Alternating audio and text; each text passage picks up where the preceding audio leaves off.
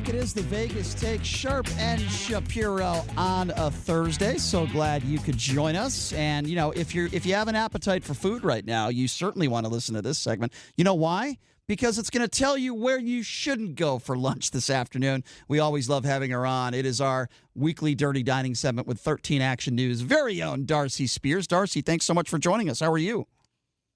Actually getting kind of hungry as we approach lunchtime. We both are always hungry at this time. So, Darcy, I want to start with this place called Masala Express in the Boulevard Food Court. It's on Las Vegas Boulevard. They included in violations of soiled floors, walls, and doors. Sauces, chicken batter, and chips were uncovered and subject to contamination. Thawing meat was dripping onto the floor. So I want to play, before we get your reaction and talk about this, this is a little bit of audio between you and I believe one of the managers of the store. You guys got into it a little bit. Have a listen to this, and then we'll talk about it. Use and like this machine was not in use, so there was no tags on that. That was the reason that they had. We got the C grade.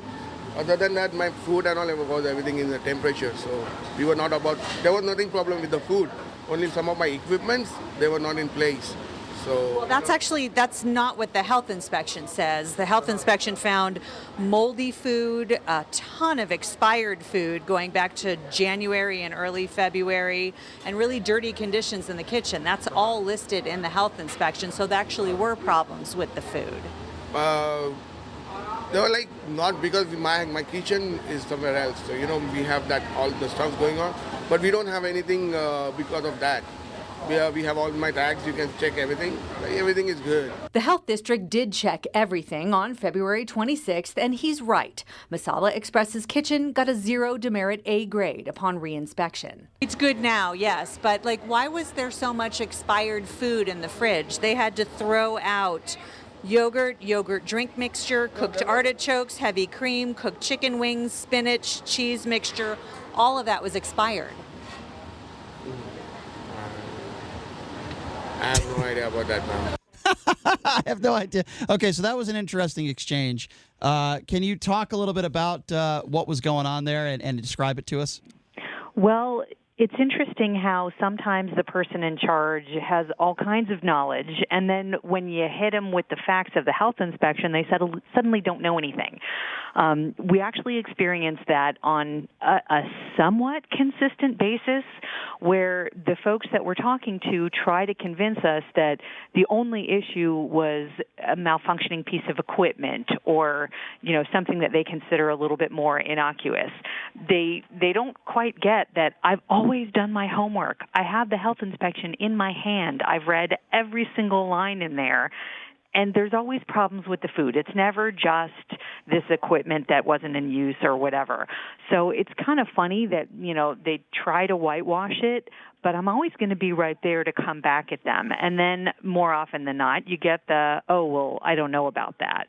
And I can even turn around the report and say, look, it's written right here. What about the moldy onions and the moldy jalapenos? There's pictures of mold on the food. Oh, I don't know anything about that either. Yeah, exactly.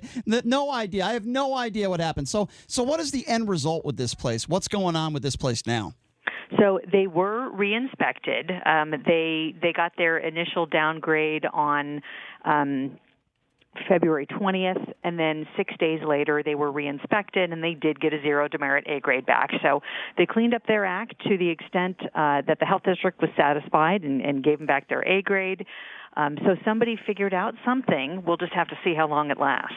Gosh, it's just amazing to me. And I would imagine you have had so many interactions like the one we just played where you'll talk to a manager or assistant manager or an owner, and they will act like they are completely clueless, right? I mean, since you've started doing these Dirty Dining segments, how many exchanges like that do you think you've had with management where they seem to take no responsibility for anything? If I had a dime for every time that happened, I'd have a lot of dimes, I guess.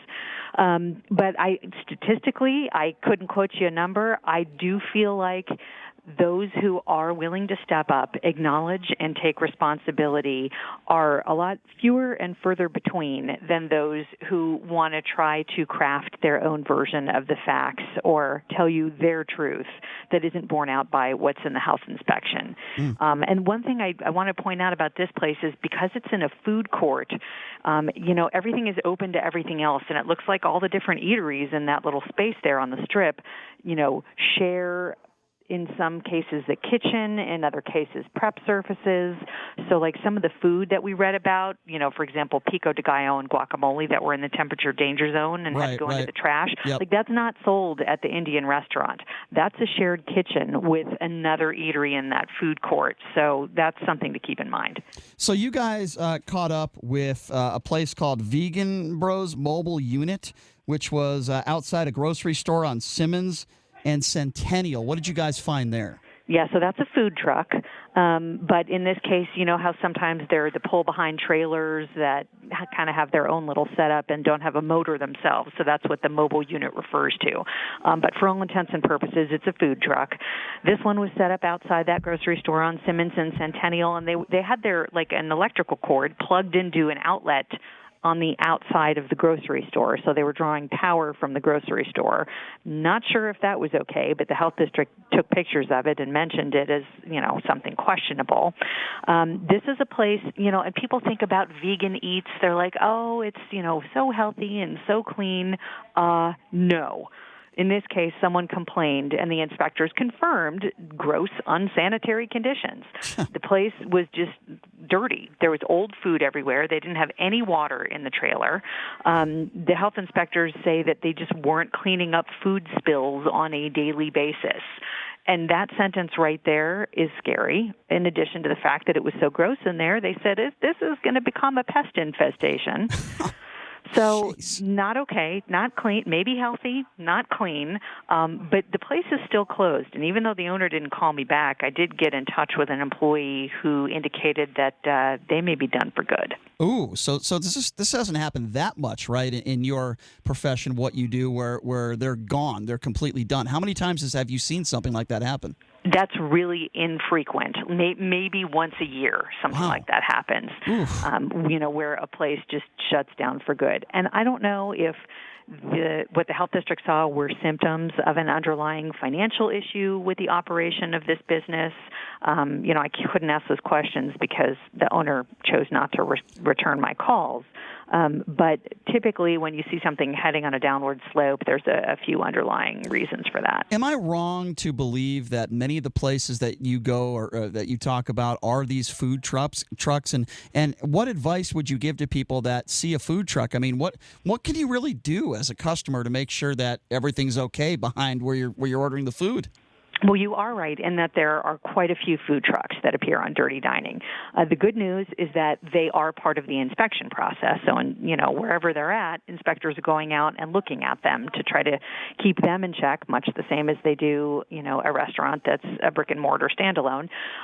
But they have to display a grade card just like a restaurant does. So it has to be visible to you, and you should ask for it if you don't see it. That's kind of the customer's line of first defense to know, okay, what is their grade and when were the last time they were inspected. Right. And you can always check their history on the health district's mobile app or website, just like you can with a regular restaurant.